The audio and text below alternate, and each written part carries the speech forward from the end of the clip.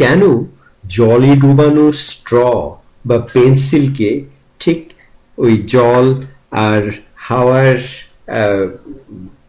যেখানে সন্ধিক্ষণ সেই জায়গাটায় ভাঙা বলে মনে হয়, সেইটে বোঝা যাক।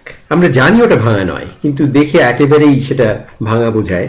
কিন্তু কেন কেন আমরা ওখানে এরকম বোকা বুনছি, সেইটে বোঝা যাক।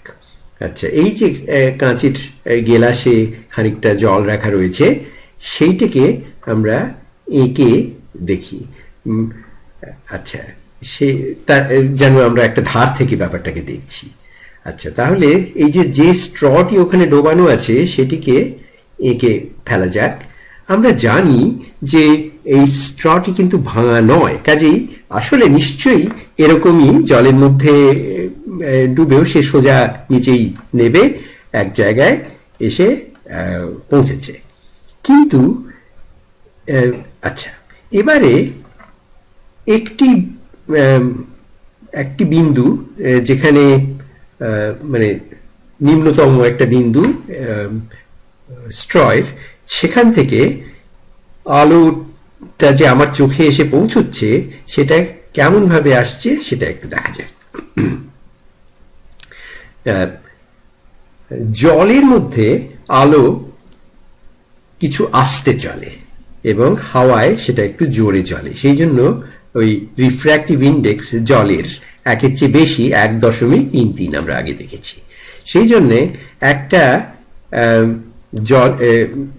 আলোর রশ্মি যেটা ওই নিচের বিন্দুটার থেকে বেরিয়ে আমার চোখে এসে পৌঁছচ্ছে, সেটি ওই সন্ধিস্থলে জল এবং হাওয়ার সন্ধিস্থলে এসে সেটি ওই লম্ব যেভাবে আঁকা আমরা বলছিলাম সেখান থেকে বেঁকে ডান দিকে বেঁকে যাবে। সে এই যে দেখো, হ্যাঁ, ডান দিকে খানিকটা বেঁকে গেছে। এরকম ভাবে আরেকটা তুমি বিন্দু নিতে পারো ওই স্ট্রয়ের, এবং সেখান থেকে সেই যদি আমি লাইনটা টানি, ইনফ্যাক্ট একই বিন্দু থেকে যদি আরেকটা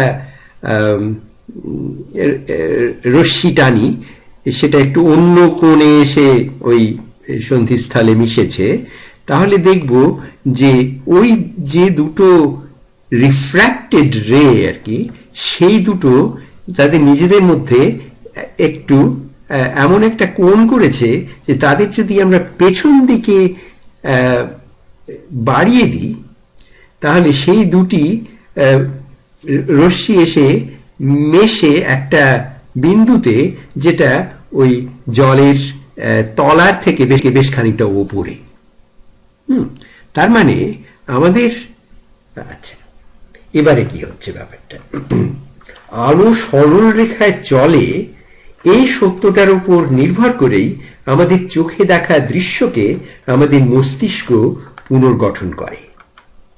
এই বাঁকা স্ট্র ও পেন্সিলের রূপ তৈরি হচ্ছে আমাদের মস্তিষ্কে। আলো চলার যে নিয়মটা, সেটা বিবর্তনবাদ এবং এভলিউশন অনুসারে আমাদের মস্তিষ্ক বোঝে, এবং সে ওই সরল রেখার তে আলোর চলাটাকেই আমাদের মস্তিষ্ক সেটাকেই ধরে নিয়েছে জগতের নিয়ম। কাজেই এই তার সঙ্গে এই আপাত বিরোধ মেটাবার জন্যেই এই ভাঙা স্ট্রয়ের বিপত্তি। আচ্ছা, আশা করি বুঝতে পারলে ব্যাপারটা। তার কারণ, এবং আয়নায় প্রতিফলন যে এখন আমরা দেখি, সেটাও কিন্তু ওই যে উল্টো দেখায়, সেটাও একইভাবে একই জিনিস। এটা একটা দার্শনিক প্রশ্ন আসলে, সাবজেক্টিভ এবং অবজেক্টিভ রিয়ালিটির তর্কের মূল কারণটা এখানেই। এবং রিয়ালিটি যেটাকে আমরা বলি, সেটা জন্মায় অবজারভার আর অবজার্ভড এর মধ্যেকার যে ইন্টারাকশন, তাতে।